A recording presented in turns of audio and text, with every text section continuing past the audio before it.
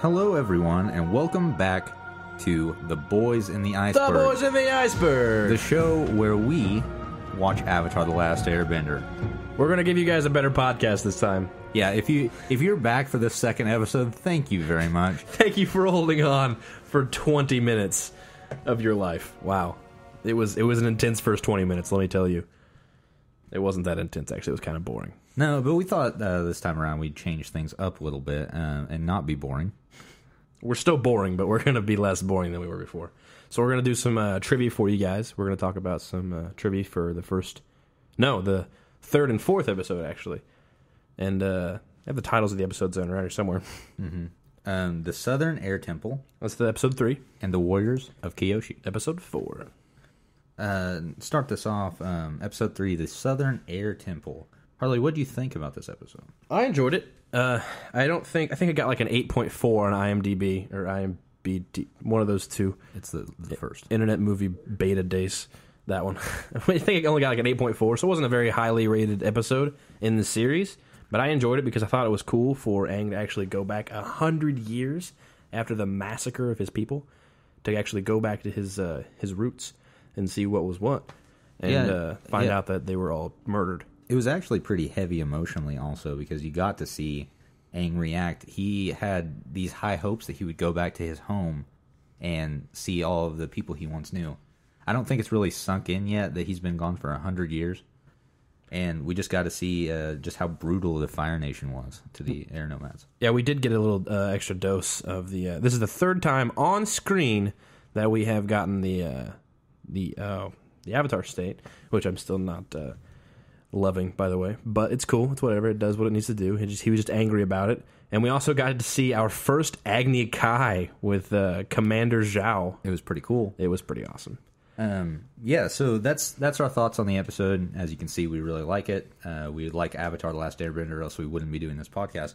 I actually don't like Avatar: The Last Airbender. I'm just doing this podcast because I get paid in gum. That's not true. I lied to you guys. Anyways. Okay, so we're going to start off with a little trivia here. First off, this is the only episode in which the title screen that denotes the chapter and book doesn't have a plain white background.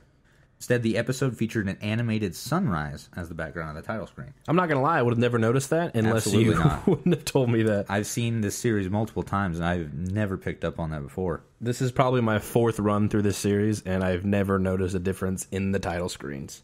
Ever. Like, at all. But we do get a little more Uncle Iroh, which is awesome. Is this the first episode that we get his actual name said? Yeah, this by is Commander the first Zhao. episode. And the previous 2 episodes, he's only been referred to as Uncle by Zuko, which is my favorite character still. But Commander Zhao, who is this? We get to actually see how the rest of the fleet views Zuko as an individual and this disgraced prince. And Commander Zhao is absolutely the most condescending a-hole in the world. And I can't remember who he was portrayed as in the movie. I'm pretty sure it was the guy who played in Spider-Man as Mr. Aziz. I know who you're talking about. I can't remember his name. I don't think that we need to bring up the movie ever again. So we're going to try to keep that talk in a minimal. But minimum? Whatever. Keep it minimal.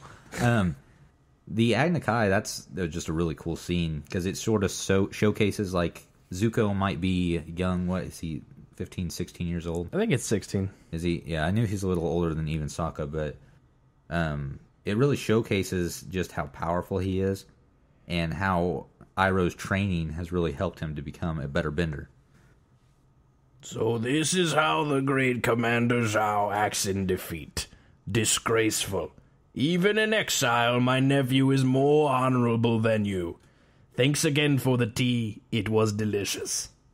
And that of course, is Iroh's line to Commander Zhao right after he's just been very disgraceful and attacked Zuko, even though he clearly won the Agni Kai. Yeah, actually, the winner of an Agni Kai is decreed as the first person to burn the other individual, which Zuko did not actually burn Commander Zhao, which is actually how Zuko got the burn on his face from his father, which it's been hinted at a couple times in the first 3 episodes that we've seen so far.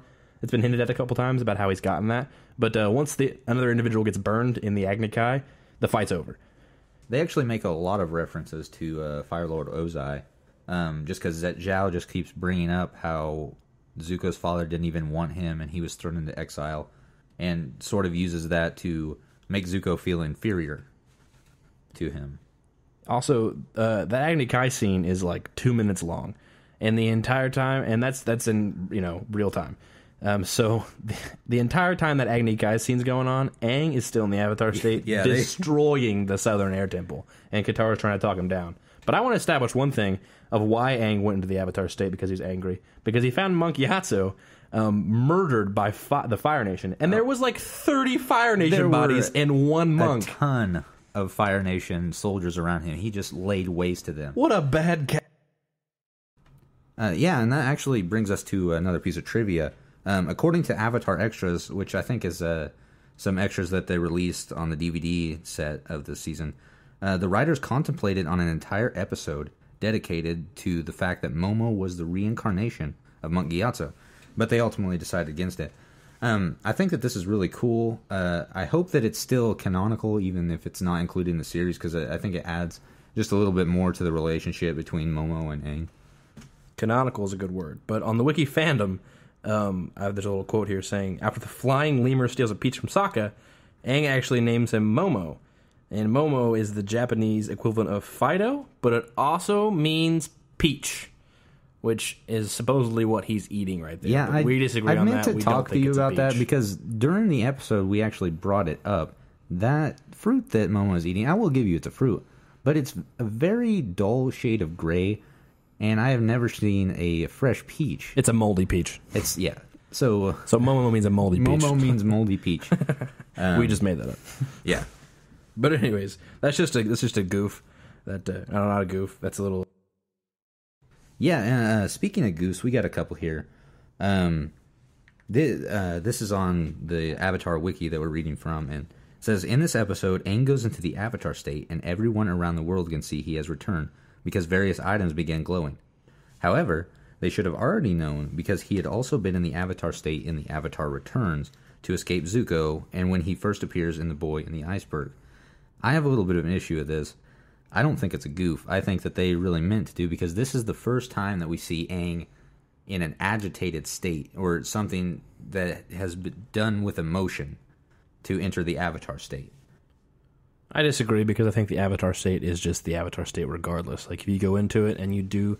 It's supposedly, as soon as he goes in the Avatar state, every single one of those, the Fire Nation, the Earth Kingdom, and the Water Tribe... They all their little monk temple things started shining bright like blue, like the Avatar state or whatever. And I feel like they should have known immediately when he originally went to the Avatar state in the second episode. I don't know, like the first episode's it was a flashback when he went in the Avatar state, so that was like 100 years ago. But so that doesn't matter. But the one where he was actually, when he got knocked into the water and he came up and waterbended and just like kicked Zuko's butt, like that's. All those temples should have known, like, oh, hey, the Avatar's back. That's cool. Yeah, I see what you're saying, but I also think this is a little bit different, because if you look at the previous Avatar states we've seen, especially in the second episode when he's knocked into the water and then uses it to defeat the ship, Zuko's ship, he is doing it purely on self-defense. It's more of a defense mechanism. Yeah, you're saying. So okay. He's fallen into the water. He comes back out, uses water bending. And then they comment on it. But he uses water bending because he's in the Avatar state. But then he is able to just come out of it after he's out of the danger. And that's where I think this is different, because he goes into the Avatar state in just he's sad and feeling emotional, and then just it's pure rage, and he lifts up. And it's not a matter of self-defense, because Katara has to go up and talk him out of it. It's not like he's just using it to use it as an end. He just doesn't know what's going on and is just going to destroy everything. Very, very frustrated, yeah. And as soon as Katara touches his hand, I think it's that episode where he touches his hand, she touches his hand, and then he comes down out of it, and he just kind of apologizes, and he didn't know what was going on. But that's why I feel it's different. I think that this is the Avatar state that, I mean, if you look at it before, this is the Avatar state that sent shockwaves out to the world. Yeah, it was triggered by emotion, and my thinking was maybe because he was so close to the Southern Air Temple when it happened, there was some religious voodoo there.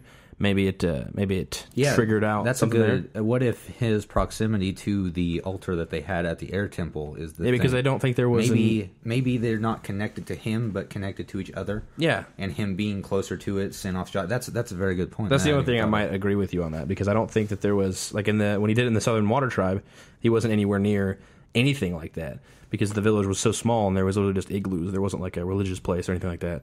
But I think it might have been because he was close to the temple and the air tribe or nation. That's a very good point. Okay, so that's just gonna about wrap us up for episode 3. But I'd like to take the time to do something here. We thought we might read some comments off of Fandom, which is where the Avatar wiki is, and it's just some people that talked about this episode. There's some pretty, let's just say, good, maybe even great comments on here. Okay, so we're going to start off strong. This is the most recent of the comments that was left in March the 28th of 2013. Is there a username on there? No, it just says Phantom User, and I'm pretty sure I know why they wanted to remain anonymous. Dang it. They had this to say. I was so sad for Aang in Thoth's episode where Monk Getso died. At last he rook out the fire guys. I think that this comment speaks for itself. I mean... That's such a solid comment. What are you talking about? But no, really, I understand what he's going for, because I, too, was very sad for Aang in Thoth's episode. I mean, really, it was very emotional, and when he just finds Monk Getso laying there, like, he did rook out all the fire guys, which is really cool. I sort of feel for this user. Oh man, that's some funny stuff right there, folks. Another Fandom user, a little bit better worded, had this to say: "Who else got goosebumps when Aang went to the Avatar state and when all the Avatar statues all over the world went to glow?" Not me, because I don't care about the Avatar state yet. I wouldn't say I really got goosebumps, but I really understand what they're coming. I'm sure the first time I watched this was just a really powerful scene. It might have been powerful to a 2-year-old. I love this show, but the Avatar state does nothing for me. I will throw a tantrum about that if I have to. The Avatar state is pointless. It makes no sense. No sense. But anyways, I guess it's just some ancient religious stuff that they wanted to incorporate into the show. It's whatever. It does. I hate it. Okay, that brings us to the final comment for this episode. Just another random fandom user said, Sokka was funny in this episode. Yeah, Sokka's funny in every episode. Okay. Most of the episodes. Moving on to episode 4, The Warriors of Kyoshi. The Kyoshi Warriors. Harley, what did you think about this episode? I thought everything about this episode. I love the Kyoshi Warriors. They are the baddest cats in this entire series. And I just... Even though it starts out with Sokka as this intense sexist because he thinks he's the baddest, the coolest guy in the world, and he's the best warrior in his village, apparently, is what he says, which is true at the given moment because he's the only warrior in his village. But he thinks he's better than every single girl, and then the women just kick his butt, and it is so fun, and it fills me with joy to see him get laid out by this girl, and then she fights him. Or she tries to show him how to fight like a girl. Of course, we're talking about Suki. Suki, the leader of the Warriors of Kyoshi, who is an avatar in the past. I think a couple avatars back. Two avatars back. Yeah, Kyoshi Warriors are the Kyoshi, bomb. And then Avatar Roku, and then Aang. And they dress like Avatar Kyoshi, and that's basically where their fighting style comes from. They almost look like women samurais, and it's intense. Yeah, these 2 episodes I felt were really stylized in that anime style that, I mean, it's present throughout the entire series, but it's still just especially the way Suki runs. Oh yeah, with her hands behind her back and her head down to her. Something straight out of Naruto. Oh, it's so funny. But anyways, let's talk about the Unagi. And yeah, that's actually one of the first things we see even before the Kyoshi Warriors when they show up to the island of Kyoshi. Aang wants to ride the elephant koi, which are just giant koi fish. Huge. That are out in the bay. The size of a school bus. And he finds out that there are bigger fish. There's always a bigger fish. There's always a bigger fish. Yeah, and this fish is very big. It's massive. It's this huge serpent, and it eats all 3 of these koi fish, and then tries to eat Aang. And it's Aang just sprints off, and it's so funny the way somebody had to draw this with his face all mushed up, running away like he was a Force user, running away on top of this water like Jesus as a Jedi, and it was super cool. But he had to draw his face all mushed up like a child that was scared out of his mind. I can't. You just watch the episode. That the facial, it's so funny to me. So Aang barely escapes the Unagi, and then we meet the Warriors of Kyoshi, and that's they take Aang, Katara, Sokka, and they even bag up Momo. They brought it back for Momo. Which you crossed a line. You crossed the line. You can't do that. I don't think they kidnapped Appa though. Like I don't think they took him prisoner. No, yeah, I don't know what where was he Appa doing this entire episode? He was eating something that Katara told him to stop eating. Yeah, because Katara yelled at him.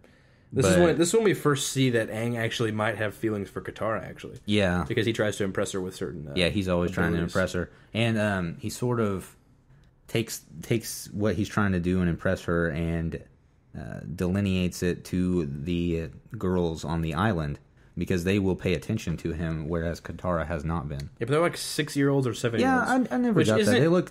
They look young. It's probably just because he's also a child. Yeah, he's very young, and you don't think about it in that way.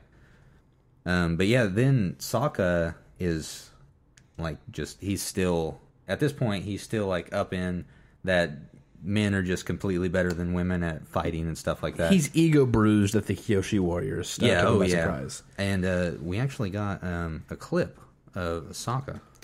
Roll that. I'm not scared of any girls. Who do they think they are anyway? This is tasty. You're absolutely right, Sokka. That was very tasty. So tasty. Yeah, but I really like this Almost episode. inappropriate. After a while, Zuko shows up because word had gotten out that the Avatar was on the island of Kyoshi, and he shows up, brings the entire force or everything he can muster up, and basically burns the town down. Yeah, there's actually a really cool transition from Aang arriving in Kyoshi, telling everybody he's the Avatar, and then Zuko finding out. It was this little girl runs up to a dock, tells the person on the dock that he's hauling fish in, that the Avatar's there, and then it kind of just goes quiet. You don't hear the dialogue anymore. It really just follows the fish. Yeah, it people follows transporting the fish. And then it goes from that guy hauling to a guy at the market, the guy at the market hauling it to a fire warrior or whatever, a chef, and then that chef laying it down in front of Zuko, and then all of a sudden you hear Zuko go, the guy, the Avatar is on the Kyoshi Island. We gotta leave now. It's because Zuko's a hothead, so he's got to figure that out. He's got to get his honor back. So yeah, he's all about that honor. But yeah, Zuko shows up, fights the Avatar. They obviously escape. So yeah, I really like this episode. Kyoshi Warriors are one of my favorite parts. I honestly think, I know we said that we wouldn't talk about the movie anymore, but I think that was one of the big failings of the movie, was failing to utilize characters, and I think Kyoshi Warriors are very integral to the story. Did they not use the Kyoshi Warriors in the movie at all? Yeah, they cut out. I don't know if they did it like in a deleted scene or anything like that. I do think they tried to fit one whole book into 1 hour and like a half long movie. But one of the things that, and I know this is blasphemous, but that I really liked about the movie was the set design, most of it, and the costume design. I thought that they were really good, and I would love to see Kyoshi Warriors live action and all the makeup and stuff. I would love to see like a Netflix series, a live action Netflix series of either if it's like a spin-off, even like if we got like the new comic book out called The Promise, which takes place after this and before The Legend of Korra. I would love to see something like that, live action Netflix series, 45-minute long episodes. I would die. That would be amazing. Oh my God. I love this show growing up, watching it. Yeah, so there's the episode. Really liked it. Let's do some trivia. Let's hear that trivia. Let's hear it. Okay, so in the beginning of the episode, Aang's statement to Sokka about not needing pants where they were headed becomes reality later when Sokka ends up wearing a dress as a part of Kyoshi Warrior uniform to be trained by Suki. That's really clever. I didn't even think about that, but yeah, that's a really cool thing that they just threw in there. Pants, where we're going, you don't need any pants. Yeah, we actually talked about that. I wonder if that's a reference to Back to the Future. Roads, where we're going, we don't need any roads. Or pants. Or pants. Roads or pants. No pants or roads. Okay, so next piece of trivia. The fighting style of the Kyoshi Warriors is similar to the water-bending tactic of turning their defense to offense. This is also a tactic of ninjutsu. So they're basically ninjas, as well as samurais. Ninjutsu. The only thing I heard was Ninjago, was that that Lego stuff. That's it.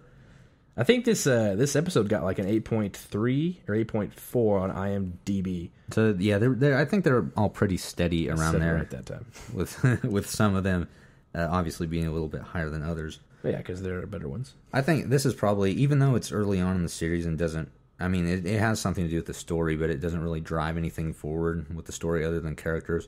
I think this is one of my favorite episodes. Because I love the Warriors of Kyoshi so much. We get a small taste of them right now as these bad cats that are just defending this village and taking after the Avatar Kyoshi, which was 2 Avatar cycles ago. But this episode actually aired March 4th, 2005. That is so long ago. Yeah, that's a very long time. That is almost 12 years ago. Yeah. Did you know, Harley, that Sokka is the first outsider to become a Kyoshi warrior? I did not know that. With the second one being... That's a spoiler, so I'm not going to say it. Spoilers ahead, folks. I know I'm not going to say it. No spoilers, folks. I lied to you. No, but that's strange, though, that they would do that, because you think that the orientation or the initiation of a Kyoshi warrior would be more intense. It's literally just him and Suki just dancing around in a room, which we talked about earlier. It'd be really cool if they did like we were watching it when we were watching it. If they actually just did the animated version of what would happen if they would have made these like an hour-long episodes, like because there's scenes where there's only like 2 lines of dialogue per with both characters. When Zuko finds out that the Avatar is on the Kyoshi Island, it's literally just a couple lines with him and Iroh, and then they threw in a little joke. I would like to see somebody take that and extend it out and just put more emotional weight. And exactly, Zuko's found the Avatar and he's driven on this quest. Even though they eventually get there, think about how much deeper all these characters could be with more time. Let's still maintain that level of sarcasm that Sokka has, and the level of comedic chops that every single character seems to have in this show, because I love it. Yeah, they really do a very good job with the comedy. Again, Sokka was very funny in this. Quick-witted. The writers of... Yeah, the writers are quick-witted, but they're not necessarily infallible. We got a couple goofs here. Kentaro mentions Zuko by name, despite none of the team having been shown to have learned his name. Yeah, let's talk about that real quick. I'm not going to interrupt you, but it has been 4 episodes now, and they don't know the name of this guy who is chasing them down. Yeah, okay, but who's actually captured Aang one time. But how would they? I have no idea. Maybe Aang he didn't announce himself. He just showed up and just wanted to take the Avatar. He's kind of a braggart, though. Like, hey, I'm Prince Zuko. Like, you think he would, Yeah, at one true. point in time, Aang was on that ship for a little while. He think he would, maybe the guys were talking about Prince Zuko being a little brat. I don't know how long he was actually on the ship, because they detained him and then he broke free. So I understand why Zuko hasn't said any name, but it was a little jarring when Katara said his name, and I sort of thought, that's Zuko's ship. Wait a second. How do they know who he is? It's because Katara's in love with Zuko. She has to know everything about him. Yeah, you'll find out later seasons that Zuko and Katara end up together. That's not a spoiler because it doesn't actually happen. Oh, no, it does. No, it doesn't. Don't let them fool you, kids. When grown Aang adults and his friends fly off to lead the Fire Nation away from Kyoshi Island, the Fire Nation ship is nowhere to be found on the shore. Wait, what? Repeat that, because... When Aang and his friends fly off to lead the Fire Nation away from Kyoshi Island, the Fire Nation ship is nowhere to be found on the shore. That's true. And also, there's like 7 people riding one of those rhinoceroses. Rhinoceresi. Yeah, they sort of are all on the same ratnoceros. We're going to call it a ratnoceros. It looks like it has chameleon head, though. Like, almost looks like a chameleon head with a rhinoceros. Well, it's sort of triceratops horns, and it's got this long tail. So I don't know. It's this weird hybrid rhinoceros, but rhinoceros is the main animal. Why are we talking about this? But there's like 7 people, even though there's like 3 of those rhinoceroses, and not that many people showed up to begin with. Yeah, I also noticed something else to do with that when they're leaving the island. Aang uses the Unagi, spoilers, to spray off all the fire, because it has the ability to shoot water out of its mouth. And he's a good-hearted person. Oh, yeah, of course. He's got to clean up that mess. Yeah. Those are people's homes. But I did notice everything sort of looked fine when he lit fire, like there was ashes and stuff. The statue of Kyoshi in the center of the town was very bright and shiny, as if it had just been painted, even though it had been on fire for like 5 minutes. I don't think that's how the fire works. That's fair. I want to go back to the Fireworks. People. I want to go back to the people, the guys, the Fire soldiers. Nation soldiers. Thank you. On the Rhino. I'm curious if those are the same Fire Nation soldiers that ratted Zuko out in the previous episode. I doubt to Commander Zhao, or did he just wipe the slate and get new a crew? I think what probably happened is he put Zhao in his place, and then the guys are like, "Oh snap, we're gonna stick with Zuko." Maybe not Zhao's crew, but there were people there who saw that. Yeah, and they're like, "Oh man, maybe we should get behind this guy because he's pretty cool." Zhao is also a d-bag, so yeah, I don't know why you would ever want to follow a guy like that, because he's ripped and tall. He's pretty cut. Somebody had to draw that, folks. Somebody. Okay, so this next segment, and it's actually going to be our last segment for this episode, we're going to be reading comments that we've got from Wikipedia. This one comes from the year 2012, from SwampBender55, and this is actually something that we discussed while we were watching the episode. They said, "Did anyone notice that when Aang and Katara were talking at the market, there was a domestic dispute going on in the background?" I don't know how many of you have seen this. There's a man, or what looks to be a man, when Aang and Katara are arguing, who is also having a little bit of an argument of his own. Yeah, at first he's not doing anything. He's just standing there. He's just still in the background behind Aang. And then it switches over to Katara. She says some things.